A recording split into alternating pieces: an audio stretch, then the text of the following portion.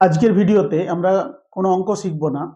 আজকের ভিডিওটা মেনলি 2026 সালে যারা মাধ্যমিক পরীক্ষা দিচ্ছ তাদের জন্য।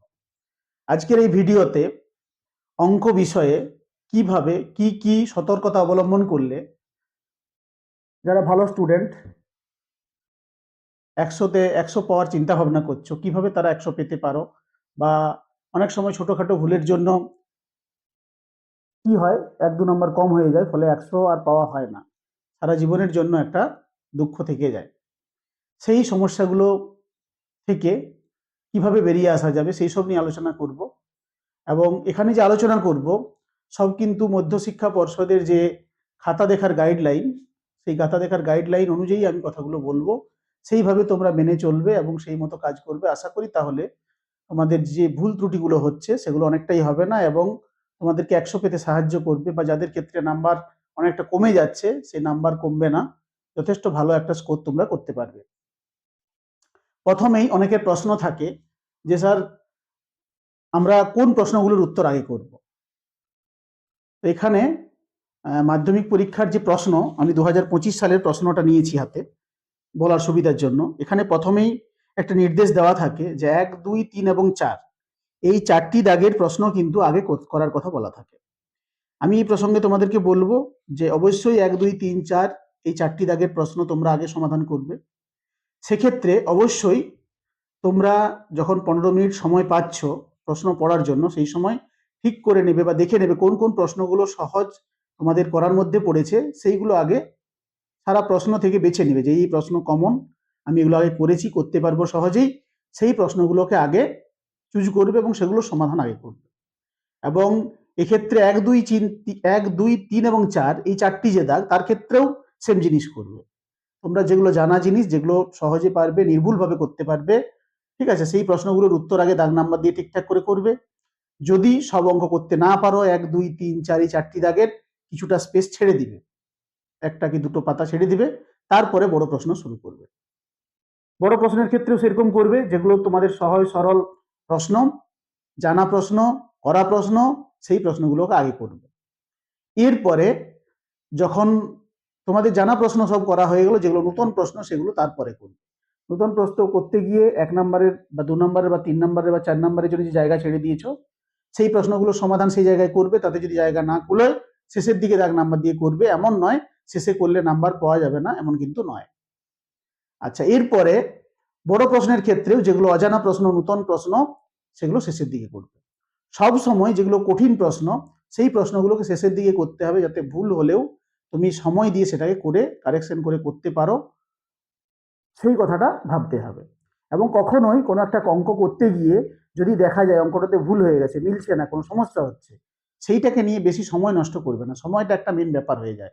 তখন সেটার জন্য মাথা গরম না করে সেটা ছেড়ে দিয়ে অন্য প্রশ্নগুলো ভালো করে করার চেষ্টা করবে। এবং অঙ্ক পরীক্ষায় মেন যে ব্যাপারটা, সেটা সবসময় মাথা ঠান্ডা রেখে পরীক্ষা দিতে হবে।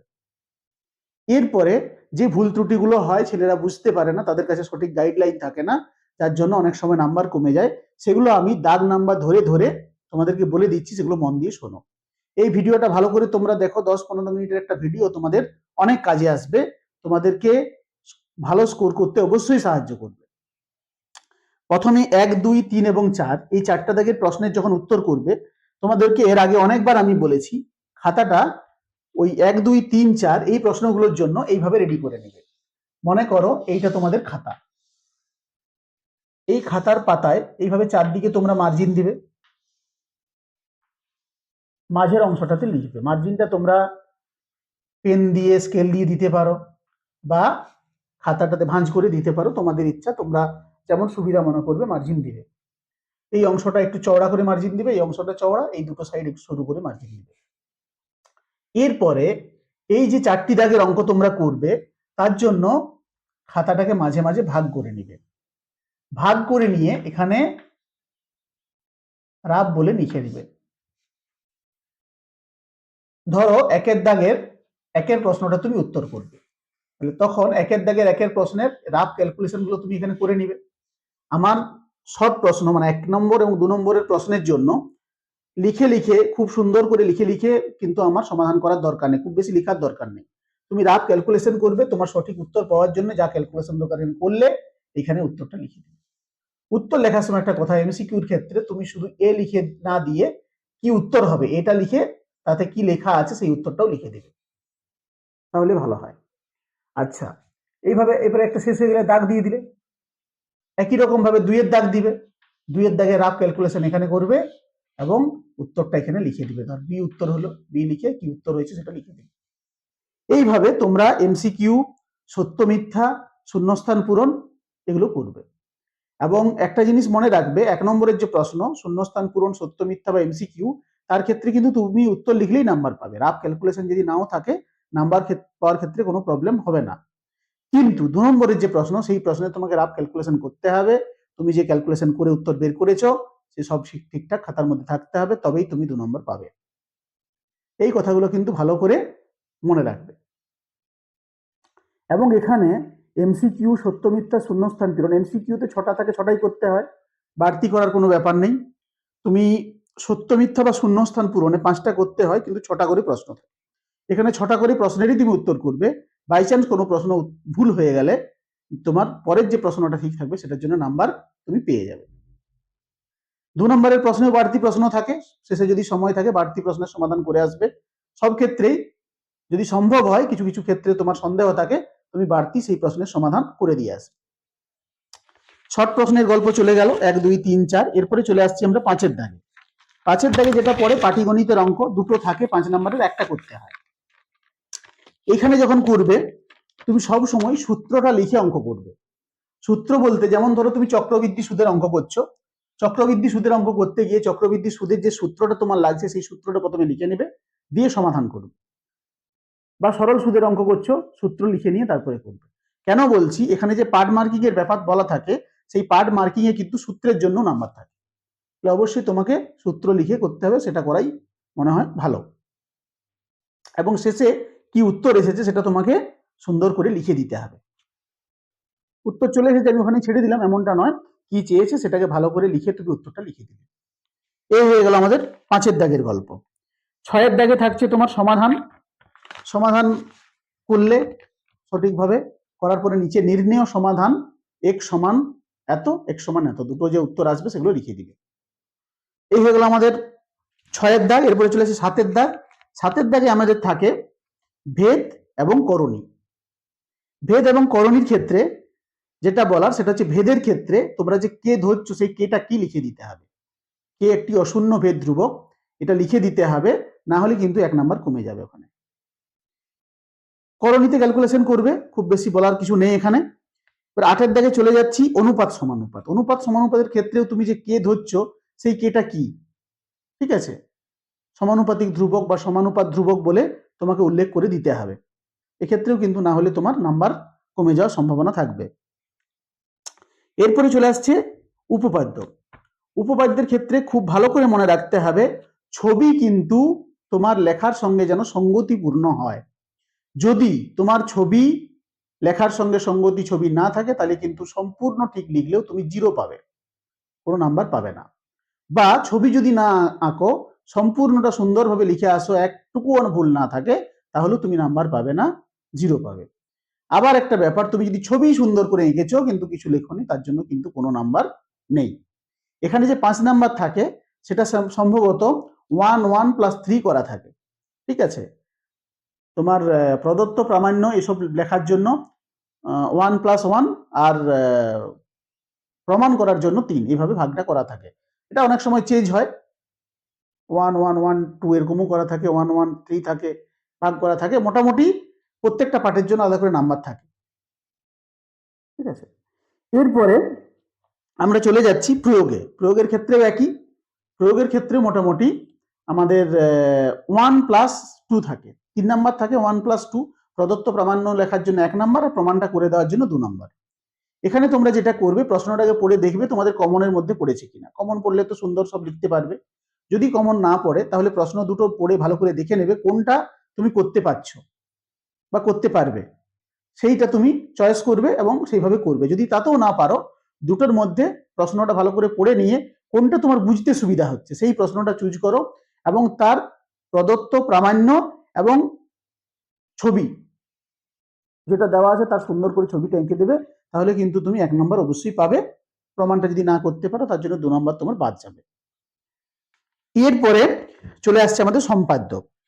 সম্পাদ্যর ক্ষেত্রে সবসময় খুব সূক্ষ্ম লেড ব্যবহার করবে, যেন সবকিছু পরিষ্কার করে বোঝা যায় এবং ছবিটা যেন পরিষ্কার পরিচ্ছন্ন হয়, এটা মনে রাখতে হবে। এবং এক্ষেত্রে পার্ট মার্কিং থাকে, যেমন ধরো যদি পরিবৃত্ত পড়ে, পরিবৃত্ত পড়লে হয়তো ত্রিভুজটা, যে ত্রিভুজটা দেওয়া আছে সেই ত্রিভুজটা আঁকার জন্য তোমার 2 নম্বর থাকবে। তুমি তারপরে যে বাহুগুলোর সমদ্বিখণ্ডক আঁকছো তার জন্য হয়তো 1 নম্বর থাকবে। বৃত্তটা আঁকার জন্য, মানে পরিবৃত্তটা আঁকার জন্য 2 নম্বর থাকবে। এইভাবে পার্ট পার্ট করে ভাগ করে থাকবে। অতএব যারা ধরো শুধু পাস করার চিন্তা ভাবনা নিয়ে পরীক্ষা দেবে, বা যাদের পাস করাটাই একটা তাদের কাছে, যাদের কাছে চ্যালেঞ্জ মনে হচ্ছে, তাদের জন্য একটু বলি, তারা কিন্তু নির্ভয়ে তোমরা যতটা পারবে নিখুঁতভাবে সুন্দরভাবে করে আসার চেষ্টা করবে, ওইভাবে কিন্তু নাম্বারটা পাবে এবং তোমাদের পাস করা সহজ হয়ে যাবে। ত্রিভুজটা যদি ভালো করে আঁকতে পারো তাও কিন্তু তুমি 2 নম্বর পাবে। বাহুগুলো সমদ্বিখণ্ড করতে পারলে আর 1 নম্বর পেয়ে যাবে, এভাবে কিন্তু নাম্বারটা পেতে থাকবে। প্রত্যেকটা জায়গায় যে পার্ট মার্কিং এর ব্যাপারগুলো আমি বলছি, সেটা কিন্তু যারা শুধু পাস করার চিন্তা ভাবনা করছো তারা কিন্তু এই জায়গাটা একটু গুরুত্ব দিয়ে শুনবে এবং সেই মতো তোমরা চেষ্টা করবে, অনেক সহজেই কিন্তু পাস করে যাবে। পাস করাটা এমন কিছু ব্যাপার নয়। এরপরে আমাদের চলে আসছে আরেকটা ব্যাপার, পরিবৃত্ত যদি পড়ে, পরিবৃত্তের ক্ষেত্রে তোমাকে কোন জায়গাটা ব্যাসার্ধ নিচ্ছ সেইটা কিন্তু চিহ্নিত করতে হবে। ওটার জন্য কিন্তু 1 নম্বর থাকে, না হলে কিন্তু 1 নম্বর কমে যাবে। অর্থাৎ পরিকেন্দ্র থেকে ত্রিভুজের যে শীর্ষবিন্দু, যে কোনো একটা শীর্ষবিন্দুকে তোমাকে স্কেল দিয়ে যোগ করতে হবে, তারপরে পরিবৃত্তটা আঁকতে হবে। এরপরে চলে আসছি আমরা পরিমিতি, অর্থাৎ ত্রিকোণমিতি। ত্রিকোণমিতিতে যে দুটো অঙ্ক করতে হয়, 3টে পড়ে, দুটো করতে হয় 3 নাম্বার করে, সেই প্রসঙ্গে এখানে খুব বেশি বলার কিছু নেই। এখানে ভুল সাধারণত সেরকম হয় না, সহজ সরল অঙ্ক পড়ে, বেশিরভাগই জন করতে পারে। তো একটা জিনিস হয়, অনেক সময় বাহুর যে অনুপাত, যেমন ট্যান থিটা সমান 5/7 আছে, ট্যান থিটা সমান 5/7টা, ট্যান থিটা সমান কি হয় আমাদের লম্ব বাই ভূমি, লম্বটাকে 5 আর ভূমিটাকে 7 ধরে নেয়, কিন্তু অ্যাকচুয়ালি 5 আর 7 তো নয়, এখানে অনুপাতটা, দুটো বাহুর অনুপাতটা 5:7। তাহলে সেই জন্য এখানটা 5x বা 5k আর 7x বা 7k ধরে নিলে ভালো হয়। আমি এটা তাদের জন্য বলছি যারা 100-তে 100 পর চিন্তা ভাবনা করছো, তারপরে করলে ভালো হয়। আচ্ছা, এরপরে আমরা চলে আসছি ত্রিকোণমিতিতে যে হাইট অ্যান্ড ডিস্টেন্স, উচ্চতা এবং দূরত্ব, এর যে অঙ্ক থাকবে, এটা খুব মারাত্মক ব্যাপার। এবং এখানে অনেক ভালো ভালো ছেলে যারা হয়তো দেখা যায় 75-80 পায়, তারাও কিন্তু এই জায়গায় অনেক সময় ভুল করে ফেলে। কোন জায়গাটা ভুল করে ফেলে না, উন্নতি কোণ এবং অবনতি কোণ। প্রশ্ন পড়েছে অবনতি কোণ দিয়ে, সেটা পড়েছে, পড়ার পরে অবনতি কোণ আর দেখায়নি, উন্নতি কোণ দিয়ে অঙ্ক করে চলে এসেছে, উত্তরও সব ঠিকঠাক চলে এসেছে, অথচ সে নাম্বার পাচ্ছে না। এটা হওয়ার কারণ হচ্ছে, অবনতি কোণ বলা আছে মানে অবনতি কোণ আগে দেখাতে হবে, অবনতি কোণ দেখানোর পরে তার একান্তর কোণ হিসাবে উন্নতি কোণটা দেখাতে হবে, এবং তখন উন্নতি কোণটা দিয়ে অঙ্কটা করলে আর কোনো সমস্যা থাকবে না। এখানেও পার্ট মার্কিং এর ব্যাপার থাকে, ছবিটা ঠিকঠাক হলে তার জন্য নাম্বার থাকে, দুটো যে অনুপাত, 2-3টে যে অনুপাতগুলো করতে হয় সেই অনুপাতগুলো ঠিকঠাক আনতে পারলে নাম্বার থাকে, আর সঠিক উত্তর করার জন্য বাকি নাম্বারটা থাকে। এইভাবে পার্ট মার্কিং করা থাকে। এরপরে চলে আসছি আমরা পরিমিতি। পরিমিতিতে আমাদের প্রশ্ন থাকে 3টি, করতে হয় আমাদেরকে 2টি, 4 নাম্বার করে থাকে 8 নাম্বার। এখানেও কিন্তু আমি যে পাটিগণিতে বললাম সূত্র লেখার ব্যাপার, এখানেও সূত্র লিখতে হবে। যে যে অঙ্কগুলো আমরা করব সেই অঙ্কের সূত্র, যে সূত্রটা আমি অ্যাপ্লাই করছি সেই সূত্রটা লিখে মান বসিয়ে তারপরে অঙ্ক করব, কারণ সূত্রের জন্য পার্ট মার্কিং থাকে। এখানে মূল মূল গুরুত্বপূর্ণ একটা ব্যাপার থাকে, সেটা হচ্ছে একক। একক যদি তুমি না লিখো তাহলে কিন্তু 1 নাম্বার কেটে নেবে, 4 নাম্বার থাকলে তুমি 3 নাম্বার, সব ঠিক করেছো, একক লিখো নি, 1 নাম্বার কম পাবে। এবং শুধু এই পরিমিতি নয়, গোটা প্রশ্নের সমস্ত যেখানে যেখানে একক দরকার, একক কিন্তু তোমাকে লিখতেই হবে। যদি একক না লিখো কিন্তু তার জন্য স্পেশাল ভাবে বলা থাকে, একক না লিখলে 1 নাম্বার বাদ, 1 নাম্বার তুমি কম পাবে।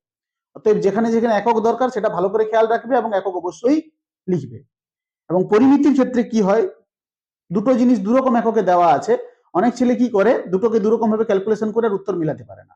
ওইটা ভালো করে লক্ষ্য করবে যে কোনটা কোন এককে দেওয়া আছে, দুটোকে একটা এককে নিয়ে এসে তারপরে ক্যালকুলেশন করবে, তাহলে এই ভুলটা হবে না, বা পরীক্ষার হলে নিজের মনের মধ্যে একটা মানে দ্বন্দ্ব তৈরি হবে না আর কি, যে কেন হচ্ছে না, কি ব্যাপার, সবই তো ঠিক করছি, এই ব্যাপারটা খেয়াল রাখতে হবে। এরপরে চলে আসছি একদম শেষ, যেটা হচ্ছে 15 নম্বর দাগ। এখানে আমাদের আছে রাশিবিজ্ঞান। রাশিবিজ্ঞানের যে অজাইব যখন আঁকবে, অজাইব আঁকার সময় বলবো লেখালেখির যে পার্টটা, সেই পার্টটা অবশ্যই খাতায় করবে। যদি অজাইব পড়ে, এবছর অজাইব পড়ার সম্ভাবনা যদিও কম, পড়তেও পারে, বলা যায় না। অজাইব যখন আঁকবে তোমরা গ্রাফ পেপারে শুধু অজাইবটাই আঁকবে, লেখালেখির কাজটা ওর উল্টো পৃষ্ঠাতে করবে না, তাহলে গ্রাফটা দেখতে খারাপ লাগবে। সবসময় সাদা পৃষ্ঠাতে লেখার কাজটা করবে।